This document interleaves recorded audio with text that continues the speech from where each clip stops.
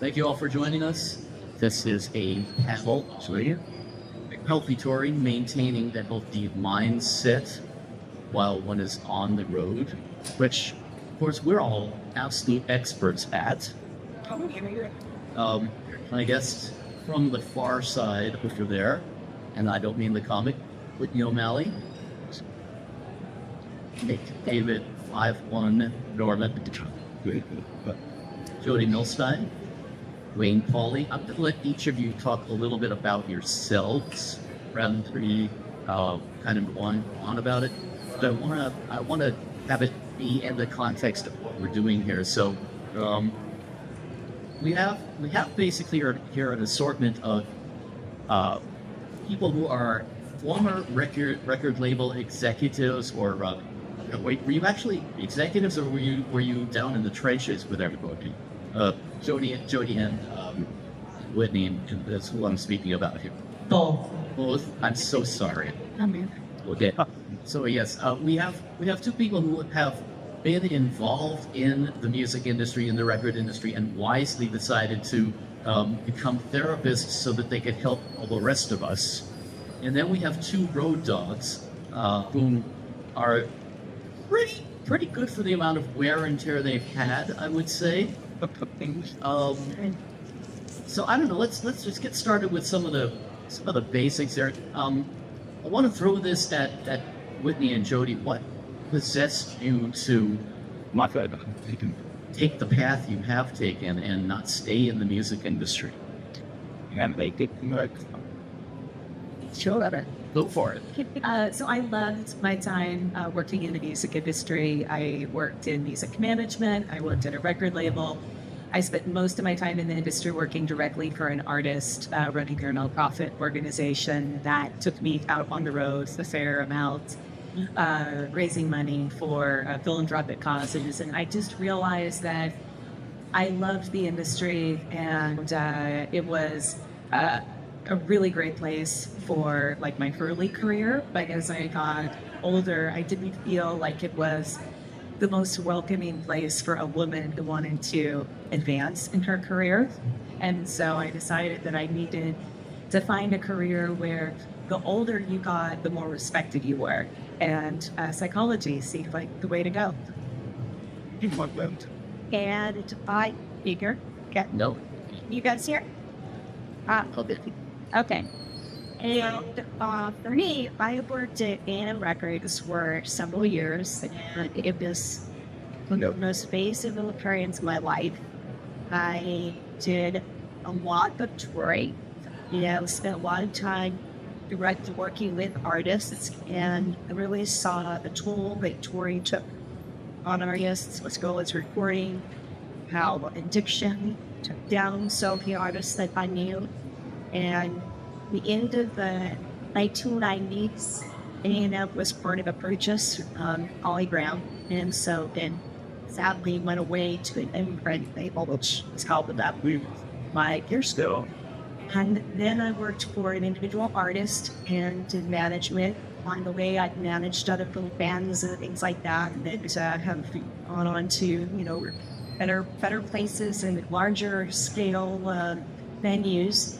And I just decided that I needed something else. I wanted to go back to school. And I thought, well, I'll go back to school for something that I'll be able to use down the line. And I really felt very strongly about working in addiction. And so that kind of led me down this path. I worked with artists and musicians primarily. I did a lot of band therapy. And I said my background in addiction, and I'm able to really support people, on that count as well, to sobriety and living a healthier life. Now, conversely, no, sorry. David and Wayne, I know you have both been on the other side of this equation for quite some time. And I would like you to tell us a little bit about yourselves, just again, briefly, your background and how this relates to your advocacy for better mental health in the industry. David, you want to go first? Yeah, I'll go first. I've worked with everyone from Prince to Green Day. I also do a lot of rock and country tours. So in my world, I'm basically the babysitter. So I deal with artists who have mental issues, who are bipolar, who have alcohol issues, who have drug issues. So it's my job to kind of be the gatekeeper to kind of keep them away from that, or also to try to get people like Whitney and my colleague here, to try to get them the help that they need. Also with touring, I have found that it also affects me because, you're not sleeping at set hours, you're not eating in set hours. And the gravitational stress that comes with all that takes its toll on your body. Like I developed ulcers from being stressed out, for dealing with difficult artists. Your skin breaks out, you have psoriasis, you can't sleep, you have your eggs all the time because the next morning you have to get up. Okay, we have to move from this city. Okay, I have to get all of these people from point A to point B. So it's a residual thing that just builds up for me when I'm on the brain. So what about you, Wayne? I'm the hope story up here. Actually, been working for the same country artist for about 12 and a half years. And it took me a long time to find the right fit, which was a big part of it. And once I did, I'm like, oh, this doesn't have to be that hard. You get involved with people that are like you, that have the same, same attitudes, and you get in a healthy environment, and it doesn't have to be hard. It's good. I don't know a whole lot of people. I work in the country genre of the country artists now. Like I said, it's been August will be 13 years, and I don't know a whole lot of people that have that kind of tenure anymore. There are some, certainly, but it doesn't seem to be the norm. And my advice to anyone is, if touring is what you want to do, just keep looking till you find it. Till you find your family, till you find home. So, touche. Indeed. Yeah, exactly. Case in point. Simple. But so that does bring up really both the cause and, as you say, in your case, the solution. Life on the road is essentially a bubble. And we are surrounded by the same people all the time. Also surrounded by what I would call momentary relationships, the relationship to shore, and then you go off and you do something else. So within that bubble, it becomes very insular, obviously. And it's not just the abuse, substance abuse things. It's not even just the, it's not even all of the stuff you're talking about with circadian rhythm disruption, things like that. It's also the idea that we're psychologically dependent on these other people. And therefore, it influences our day-to-day reality. Absolutely. So, when you are in this bubble, is there a way to rationally address the fact that relationships in general are not what they like that in the quote-unquote real world? Is viewership count? Sure. Yeah, absolutely. I mean, you're on the road with a group of individuals, and you form these connections, and it's kind of cliche to say, but it's like a family. And some family members get along with each other, others don't. But you have to figure out how to make it work, or it breaks down when someone makes the tour, which can be, so on the crew of each tour. Or sometimes an artist tour, which doesn't turn out well. Yeah, it gets messy. But that's where I'm so glad that there's a higher level of awareness, I think, about mental health. And, post-pandemic, we were hoping that touring would be routed a little bit differently, a little bit more feasible. I think that some tours are. I do know a lot of management companies that are taking mental health seriously, and I have a manager who I work with, and whenever they have someone new that they sign on, I'll meet with them, discuss kind of what's going on. So they always know that whether it's we as their therapist or someone else, they can talk to some. So level of awareness was really valuable because when you're on the road before, it was, everyone was like canceling tours because of exhaustion. But we know that it wasn't, everyone wasn't exhausted. It was oftentimes a mental health issue or, something that was going on personally. And so the fact that there's a lot more awareness now and, all of us who are in this panel that come from different areas, and it's important to bring that to everybody so that people start to learn how to work better together. Is there a greater awareness of it now? Are you guys finding that? I mean, in general, with not just with mental health, but in general, has touring, has that bubble changed in recent years? I wouldn't say it's changed, but so yeah, it has. But I think it's changed for the good, personally. And I'm kind of the poster child. It can do better. It does also boils down to the person you work for. The guy or the girl with her face on the T-shirt. Of course, they are going to understand who those people are and how they think and their lives. You can make better choices about whether you want to be there or not. And you don't have to be there. If you don't. If you're in a toxic environment, don't stay. That's one of your jobs. Well, for me, I've found on my past couple of tours, when I get a call to go out tour manage, the first thing that management will say is, I want you to speak with the artist first, just to make sure you two jive. One of the things that I really found that as I move on from gig to gig is that when I speak to the artist, they will tell me, hey, I have this issue. We're gonna need to address this on the road. And I've been on tours where we take out a therapist on the road. If we don't take a therapist out on the road, that artist will have Monday, Wednesday, Friday from 12 to 1. We don't do anything because they're doing a Zoom or a Teams meeting with their therapist. We're not to book anything on their schedule. If they're at the venue, we just lock down that whole hallway because that person, that is their sole time to kind of take care of their own personal well-being. So that's one of the great things that I've found so far.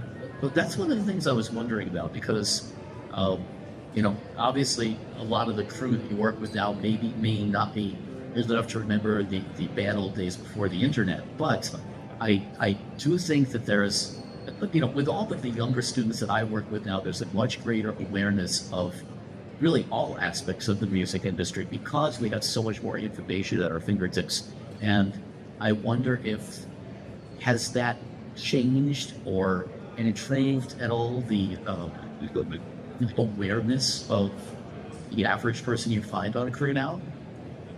I think it has. I mean, I think that more artists or music people or touring people are seeking help and are more comfortable saying that they need support, that they have a mental health issue, that they might need medication.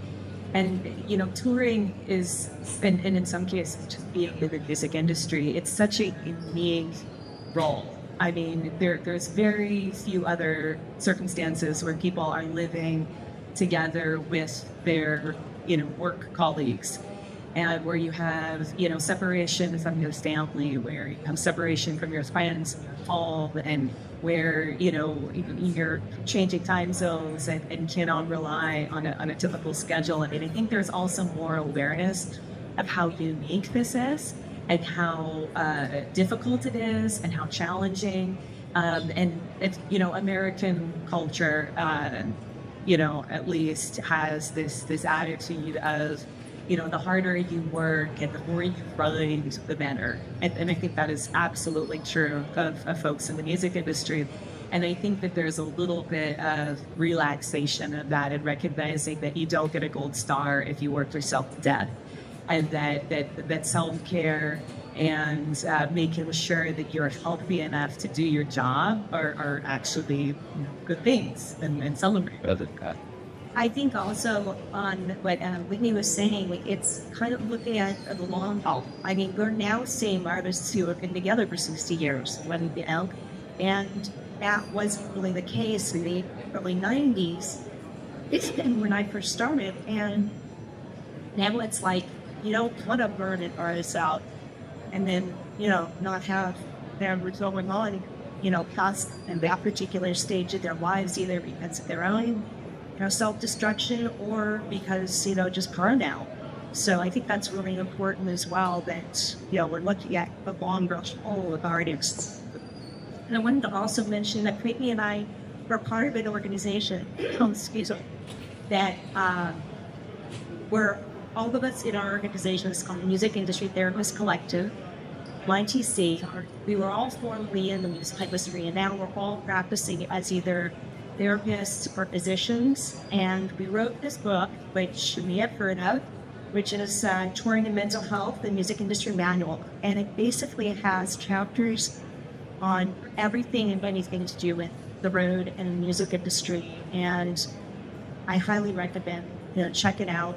People checked it out from the library, and I think it's a really valuable resource that you might want to look into. My patient sponsored it, like that in several, 3,000 venues, and ordering more. So something to keep in mind as well. Do you find that you also get people from outside of the touring circle? I mean, because, broadcast is just as rife with mental health issues. Recording studios, okay, I come from the recording end, and I know that I did regularly 20-hour days for weeks on end, and that definitely has a toll on your mental health as well.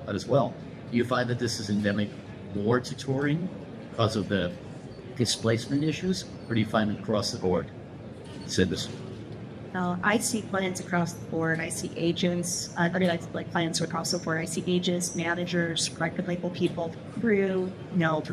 In addition to the audience, and it's paying more attention to those of other people. It's stressful to be a manager. It's stressful to be a tour manager, and you're watching over people that you have to kind of run after all the time, and it's exhausting.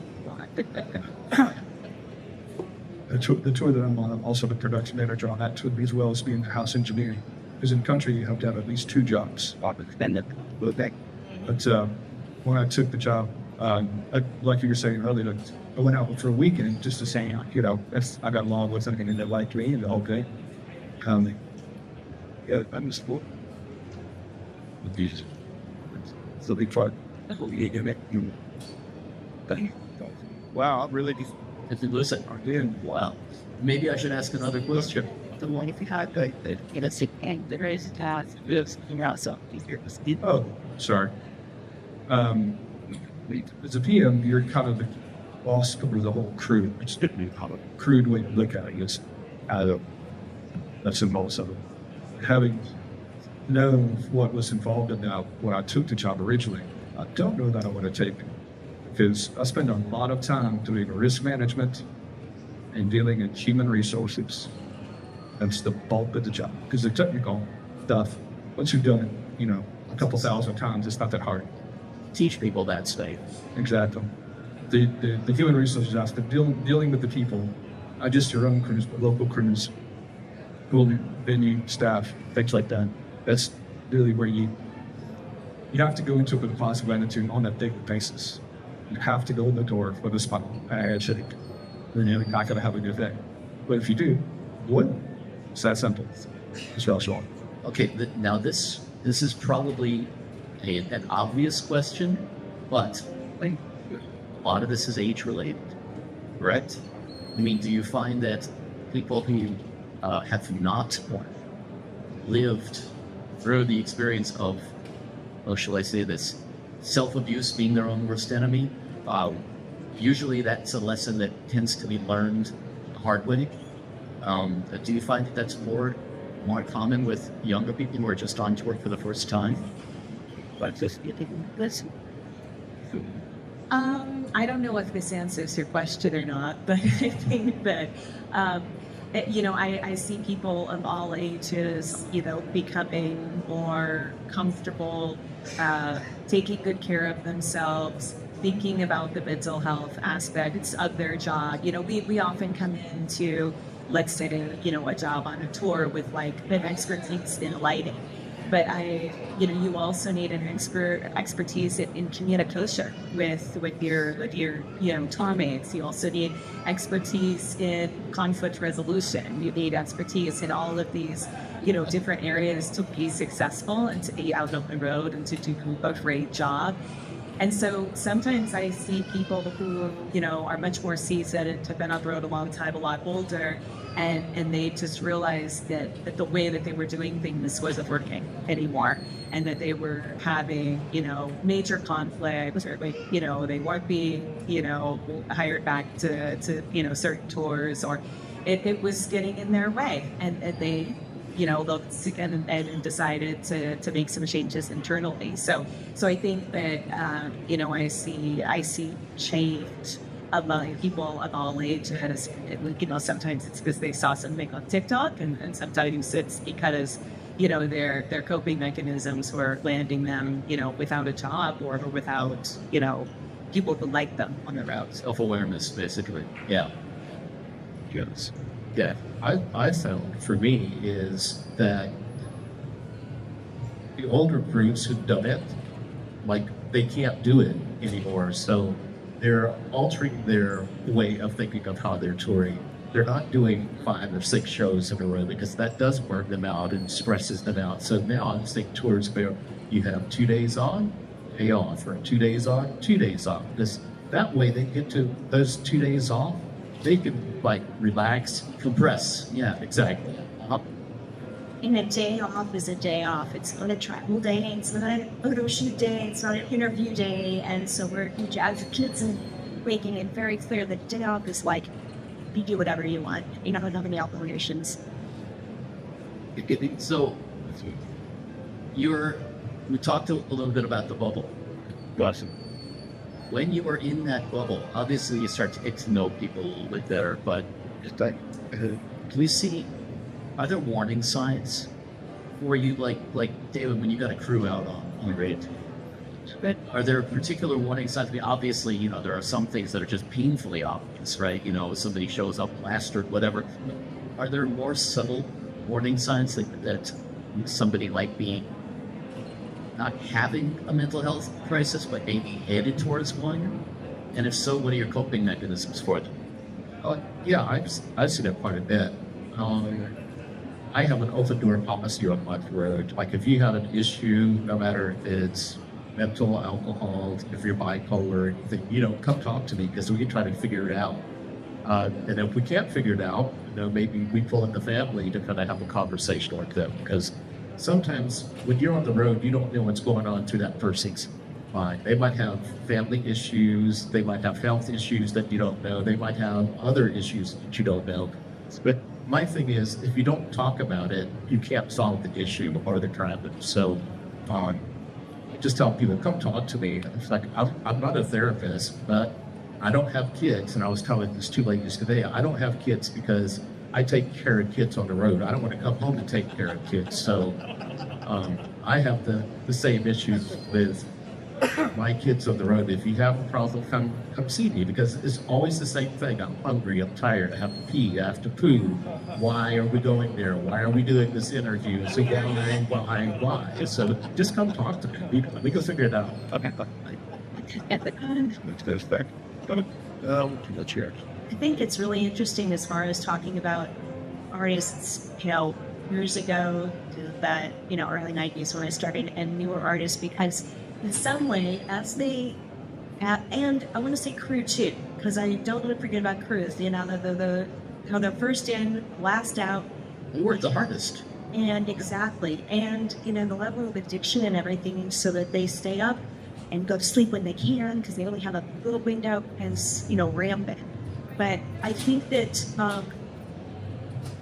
it's really important to see the fact that older artists have come around to a place where they get along better with their bandmates. Oftentimes, we see these tours that are when health freezes over, as one got one in. You never thought these people would be getting back together, because when they were in their 20s and 30s, they were egomaniacs who wanted everything to themselves. So now they're older, more mature. On the other hand, some younger kids, yes, the young whippersnappers that go out on tour just want to alcohol, And then there are the ones who are more self-aware, because there is a different level of awareness for new artists these days than the artists who've been around when they started. They weren't like, oh, you know, mental health and all this.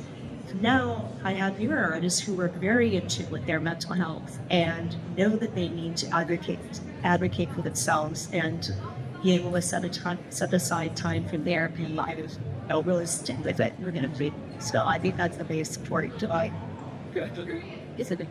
Can I say one thing about warning signs? So there's an exhaustive list of warning signs that someone might be having a mental health or other challenge out on the road in the mental health warning manual. So check out the full list there. But a few ways to identify if somebody might be having an issue. Definitely sudden personality changes. If somebody is normally kind of shy and withdrawn, all of a sudden they're gregarious and outgoing and talking a lot. That's one. Obviously the opposite is true. Someone who all of a sudden withdraws. Changes in eating habits, which, if you don't see them in catering for, how many days, this is something you might not notice, except that, on tour, people do travel together to eat together.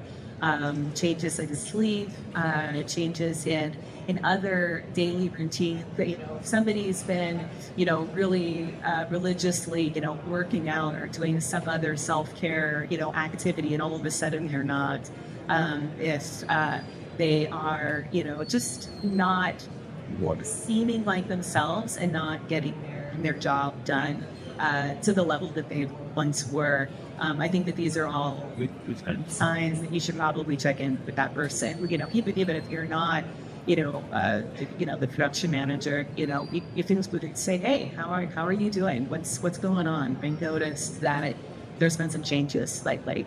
I don't know, anything to add? Stuff you've been facing? Yeah. You don't have to be in charge to be someone who, frankly, gives a shit. Yes. We're all that's one thing I stress to all my guys if they're on camera. If you see somebody and needs a hand, step in. You don't have it's not my job. Well, it's interesting because I've talked to a number of people who have said that really in auditioning for a tour, you didn't necessarily have to showcase their skills as much as just had to prove that they were a good hand. Yeah, It really is so much about relationships that you have, but if you can have a comfortable relationship with somebody just in passing, then that's a good sign that maybe to be able to deal with all the stresses that intensify those relationships on the road, in the bubble. And that sense of connection is really valuable and important, because if someone loses their kind of under and they're kind of out there all by themselves, that can lead to some really destructive behavior. So it's important to kind of see that one. Sure, some people like to spend time by themselves. There's a balance. And, then there are the others who are kind of they're ostracized per group. People kind of, aren't really paying attention to them. And, it's just knowing that it's human connection. So you don't have to be a therapist to be able to just, check in with someone and connect with them so that they feel like there's something that's tethering them and they're not just kind of spitting out of control. Hygiene is another one I wanted to mention, because obviously on the road we know hygiene is more compromised sometimes anyway. What? So True. But it is noticing, like, if someone is not taking care of themselves and let's just start to kind of like they're falling apart. Well, you mentioned hygiene. I actually wanted to get into a little bit about exercise is something some people do, some people don't. You're not going to get people to do that or not do that. But we talk about some basic stuff like nutrition, because it's really, and especially touring in America, more so than Europe, I think it's really, really hard to find healthy eaters. And I think that's, that's got to impact your state of mind after, a week and a half of nothing but McDonald's, right? A boss actually asked me for 24 to make a snippet in the contract rider that says no barbecue. Yeah, for a country act? Contract. Oh my God. No barbecue. That. Jeez. Because everybody thinks that's what you want. You show up at whatever festival or county fair or whatever. It's like, oh, they're a country band. Cute. How they? What? I mean, do you find that now more often people are like packing their own food and then having or taking care of themselves a little bit more in terms of what they put in their bodies? I have found, yes. The hardest people to get food for on the road is vegans. Like vegetarians, Or got absolutely. relatively easy. Vegans, or if you're gluten-free.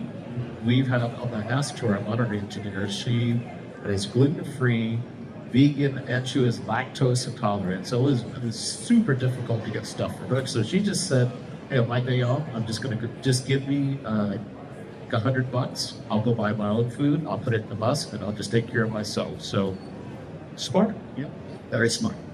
And I think a lot of times that does happen because a lot of people are unprepared for, especially if you're hiring a tour from a major metropolitan area, they may not be aware of the fact that once you get outside of mainstream USA, you're going to the Dollar Tree basically for everything, right? Yeah, actually. I'm sorry, I've done too much traveling myself. No, I think that nutrition is incredibly important. Just like sort of all of those, basic needs, or for a human being, right? We've got to have a comfortable place to sleep. We've got to have shelter. We've got to have nutrition. We've got to have clothing, and it sounds like really silly to be saying this out loud, but often, people who aren't eating themselves, they aren't eating what they need to, they aren't taking the breaks that they need to, they aren't sleeping, when they need to. And I think that, obviously self-care begins, before you're out on the road. If you aren't taking care of yourself, on your off time, then I'm sure it's going to be a big challenge on the road. On the road, it's an even greater challenge because there's a lot of, temptation around. There's a lot of other things to do. You have to be disciplined to take care of yourself. You have to make the time, and you have to set aside, you have to prioritize it. So I think that it's really critical that that one does that. And if they're having trouble doing it, then it's something to have a conversation about. It's something to talk about with the folks that you're working with and worried about. And I think just speaking about sleep, which is really difficult to get to on tour, we wanted to cover a little bit about that. My next question, yes, thank you. I said, I'd like to take it from here first. So please, by all means. Yeah. So there's something called circadian rhythm, which is our natural sleep cycle, our natural rhythm throughout the day. And our circadian rhythm, goes through different stages. Our melatonin usually kicks in around 9 p.m., which is completely counterproductive to an artist or to those on tour because you're not ready to go to sleep at night. I'm ready to then go. That's show time. Exactly. So the biological rhythms of touring professionals is completely counterintuitive to what is really healthy for us. And it resembles a lot about shift workers, which are people bring to the office overnights and that sort of Shift work. shift. Now say careful, yes, because I'm not too shocked. So shift workers, and we know that there is a toll that it takes on us with lack of sleep. And I know we ignored it for decades, but the studies that are coming out now are really important. And the prime time that we should be asleep is between 10 p.m. and 2 a.m. Yes. And that is pretty much not what tourism will do. It's all working hours. So it's figuring out where is the balance. How can you take care of yourself in a way so that you are getting the rest that you need? And when you're not touring, you're able to get back on some sort of schedule. And it's really important to stop and recognize that. Obviously, there's not a lot we can do because of the nature of the business, and shows are at night. They're not at, 5 o'clock and they need to go home 9 p.m. because Maybe in Palm Springs, now they have to do a little retirement. lounge shows that I haven't do there.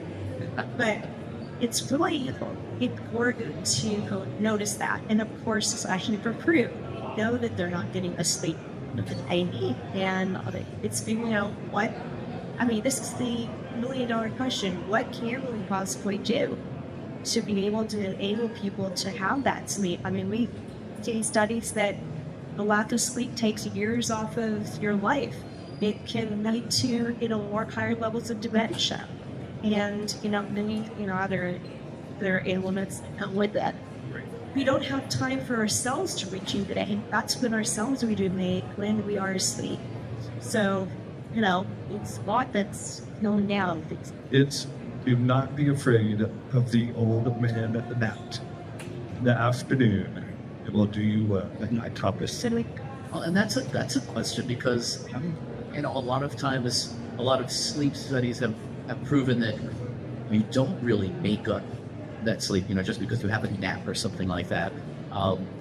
For me personally, if I take an afternoon nap, I'm groggy for the rest of the day. Some people it works well, some people it doesn't. What kind of coping mechanisms do you have for making up that sleep, shall we say? Is it more days off or how do you guys handle that? What do you recommend? Well, I think that it's establishing a routing and a schedule from the beginning that allows for people who, the whole crew really, to get enough sleep, and that is 6 hours. It's really tough to do, and there's always a balance between financially what's going to work for this tour and what's going to work for health. You're constantly going to be in this tug of war trying to decide, but it's creating the routing so that there is enough time for people to get adequate sleep. And I think that if obviously you're not in a position where you're creating the routing and then you're on this tour and you just have to figure it out. It's knowing, will that nap, work for me? Can I sleep a little bit later in the morning? Can I sleep more on my day off? And it's true, you don't make it up, if you don't sleep for a whole tour and then you've got 2 weeks off and then you sleep for the full 2 weeks, you don't make it up. But in a 24-hour period, if you don't have a good night's sleep and do have a nap, that is helpful. And lack of sleep leads to mistakes. Lack of sleep leads to, lack of self-awareness and more difficulty communicating. So in the long run, it is beneficial to the whole tour and to the bottom line to build in enough time for sleep. Yeah. Do you want to go out for some questions right now? Sure. I don't know how. Do we have like a Q&A microphone? These are all the mics we have. So if you have questions, we just have to shout really loudly or something like that. Repeat the question. What? Hi, so hi, Detective. Welcome back. So then you are on tour and you're trying to get a therapist. One of the problems that a lot of my friends are having is that their therapist works at their home where they live, but as soon as they're on the road, they can't continue the care because that doesn't necessarily carry through to state to state to state. And my wife works for a gig, so they're trying to figure out ways in which to carry it across state lines so that you have a continuous and The licensing issues. yeah, so you can have that consistent care from state to state with your own person that you're used to. How do you guys suggest to rectify that, or what are the options that are out there? Okay, so the question has to do with being able to basically take your therapist on the road, so to speak, in terms of legalities of that as well as just availability. Because Zoom call you can do anytime, but are there questions regarding licensing, legality of that? Can you address that? Yeah, there are. Right, is your name Claudia? Yes. I got a message from your client yet. So we'll talk. Yes, there are legalities to that. However, there's also something in psychotherapy called continuity of care, which is looking out for the best interest of the client. And I do not meet with my clients when they're on the road. I mean, through Zoom, because their primary residence is in California. Well, so if I am practicing as a coach and not under my therapy license, then I go do whatever I want throughout the entire world. So that's kind of how I do it. But there's some measures out there that they're trying to pass license that is recognized to the national states. Excuse me. I'd recommend too that some therapists are very conservative when it comes to this rule. Basically, you get licensed in a state, you're supposed to practice and see people only in that state. It doesn't make any sense for touring professionals. Obviously, you can't win a therapist in every city. So finding a therapist that is more flexible and more understanding, which is one of the reasons why MITC was created. Again, therapists understand the music business, so that we would, understand we needed to be more flexible in this circumstance. So finding a therapist that has, a little bit more awareness about what the client needs, and maybe, finding them either through MITC, finding them through Music Cares or another organization that has that level of awareness. And the therapist, will, they'll work with you once they get it. Yes, but it will be ideal when eventually we are able to be licensed. Actually, I mean, it could be also chaos, but I think that in some respects, it could be really beneficial. But yeah, it is, again, part of that finding the right fit, or who the right therapist is. And once you have a therapist, you have a personal relationship with them in that sense, and you want people to maintain that. Right, talking with care, which is things resonates to me the best interest of the client. By and seeing someone with their in Tennessee, the Tennessee board. It's not the California board that will get mad at me. The Tennessee board do it again, and then I would have to explain to them why I'm seeing that client who was in Tennessee for one day.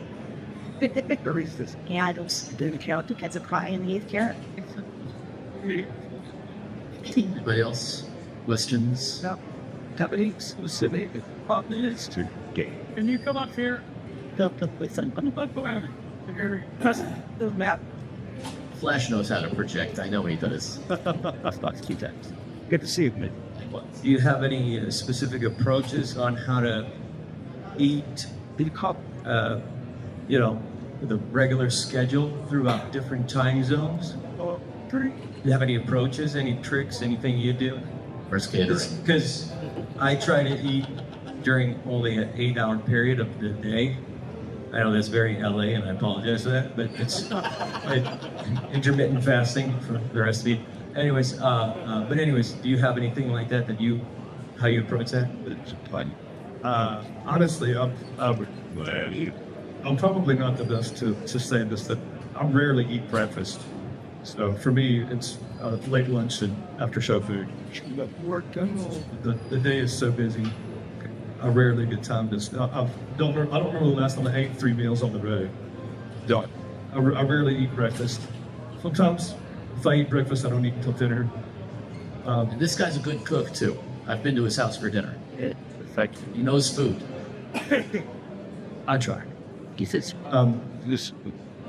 It really is a matter of just placing the time. Like if you're headed east when the day's half gone and you're changing rhythm, breakfast isn't going to be a thing. Just literally wait until lunchtime and start that. Be your 8-hour spot. Yeah.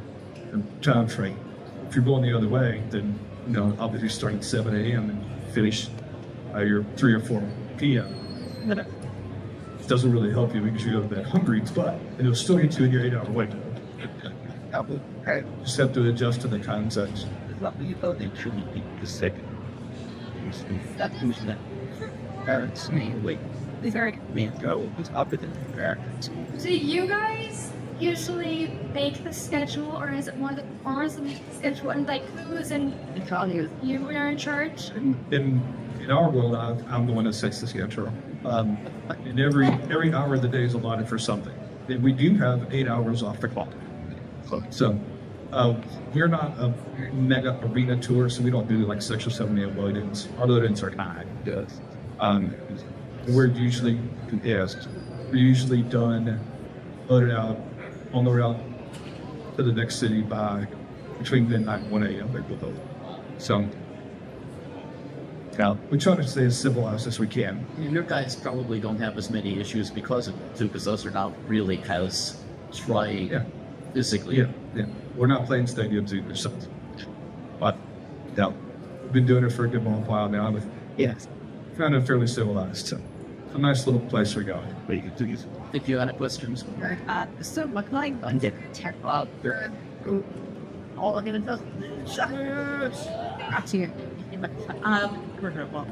Took my five.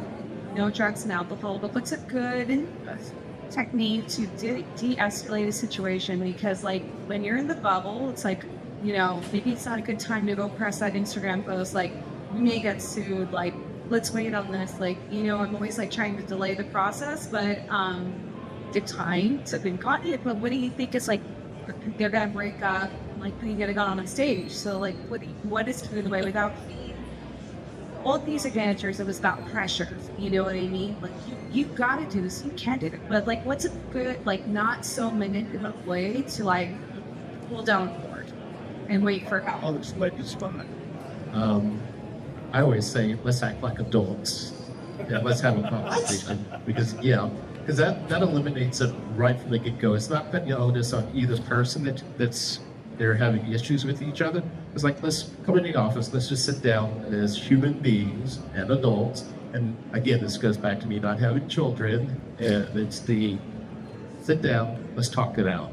And a lot of times, just having that conversation, people will tell you what's really bothering them, and it's not with the issue that they're having with that person. They have a whole other stuff that's going on, and just them dealing with that person is just another layer of them amping up. So if you just have a conversation, I have found that it just eliminates a lot of that stuff. Yeah. communication. Good advice. Yeah. So that And it does always come down to communication, doesn't it? always. And Jody and I actually wrote the chapter in the book about conflict resolution and anger management and de-escalation. So I'd encourage everyone to read that chapter. But also, I think that what David said was really smart. And if it's possible, I'd also encourage time. I would encourage, let's talk about this. We need to do it in 1 hour because I've got this other thing that's happening. Can you all, go take a walk around the block, or can you go, do your workout? See if you can build in an opportunity for de-escalation, an opportunity for people to cool down. Doesn't always work because how they spend that hour could wind them up, or it could help them cool down. But if you give basic suggestions, there's remotely people follow, that can help. For my guys, I find easier, because we all know each other, been together a while, to actually mediate.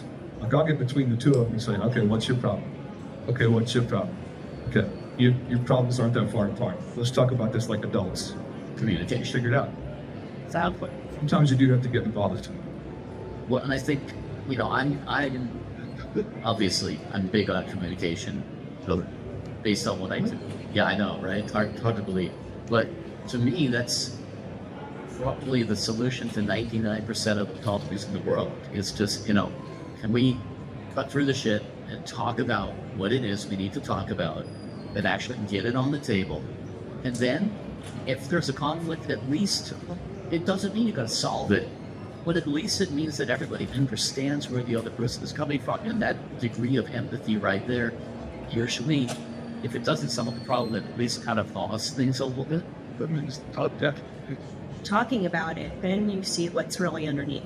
Because it's not that, that person took whatever. It becomes I felt disrespected. And, then we have to address what's really going on under all of this. And it's just, opening up the conversation. So tell me what's going on. And also being able to offer coping skills. That's really important too, because especially for those who are young, 27, to be more impulsive, it's harder for them to look at and not like just go off on somebody. So it's teaching those coping skills, like, like we need to say, or David was saying, go for a walk, go, just chill in your body, go, sorry, or go, Don't go have a drink. yeah, don't Intoxicate yourself. don't smoke anything. It's, call someone. Maybe they have like a trusted partner, not a friend, and they talk to you. It was going to on the road, or if there's someone either on the road that they're talking to, or it is, exercise, is meditation, is reading, what is that? And that's put up through that. So take out like these pillars that I always like to put out. I don't know if you want to go into that there or what, but I have pillars that I ask, but something's off. It's basically, how are you eating, and is it balanced? Not eating good or bad. Is it balanced? How are you sleeping? Is it balanced? Some nights not sleeping well, some nights, okay. Hydrating. Movement. Doesn't have to be fierce exercise. It can be just walks or movement. What is your personal thing that you would address that you do is like, I was just saying, is it meditation? Is it crocheting? Is it, reading? Is it whatever that thing is, that's that ingredient. And then it's finally a sense of community, because I think that a sense of community is really important as well, to be able to feel like you have all communities to go to, you can connect with. That's the communication thing, and you also put your finger on the one thing that's really important, which is balance. Finding that balance, whatever that is for you, right? Which is going to be different for everybody. But I think all the things you mentioned are things that I think help to gain clarity, as opposed to self-medicating, which then just makes communication even more difficult. It snowball, and we're saying, I think that's it for us. I see hands out in the back. I think we got like another couple of minutes. So you're there all the way in the back. You're going to have to come up here because we won't hear you. Stay in the back here. What's it bad matter? Squat. Listening notes. Yes. You didn't need up and see seen that.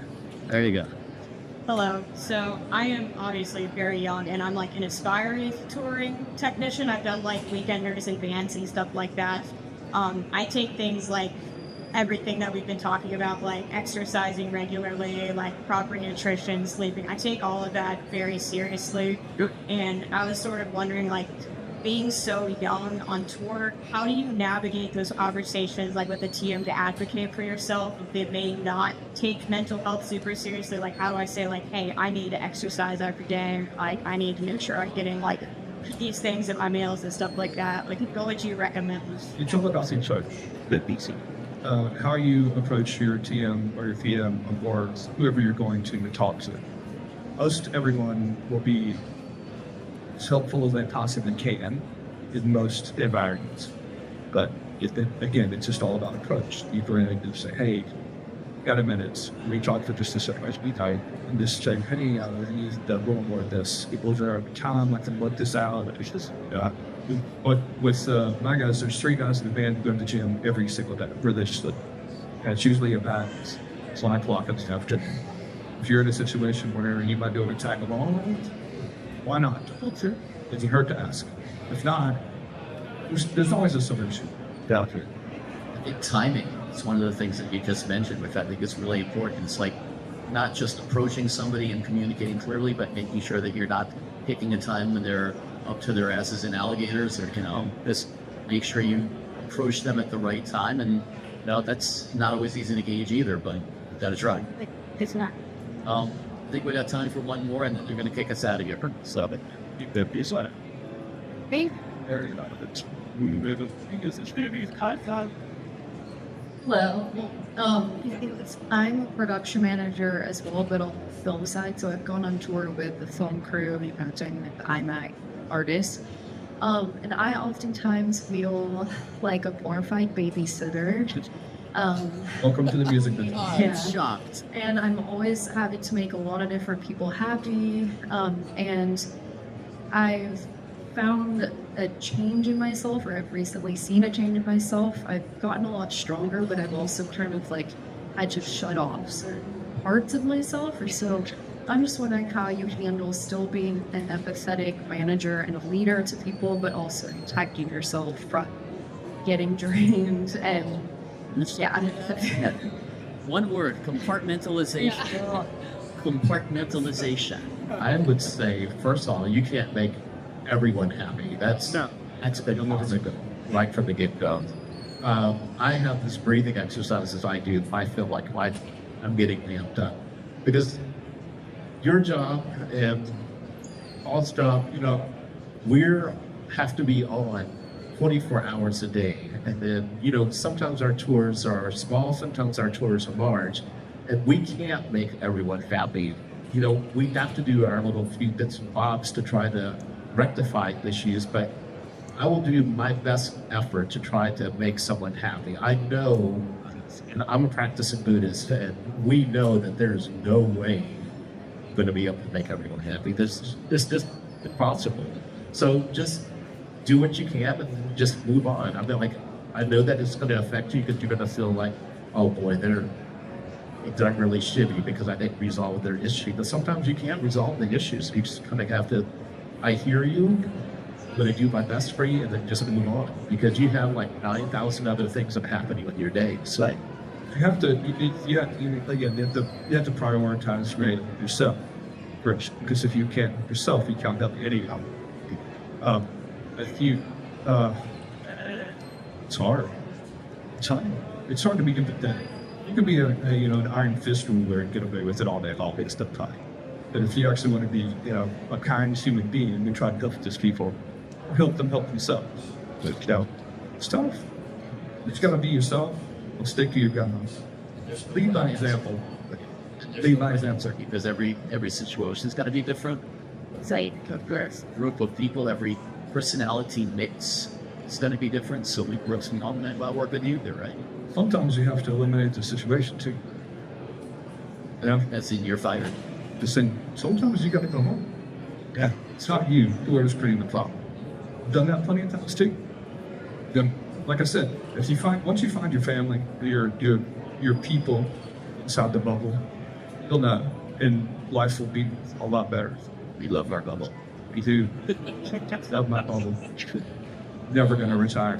I think never get kicked out if you're any chubby looks from over yonder. So thank you all for coming, and thank you all.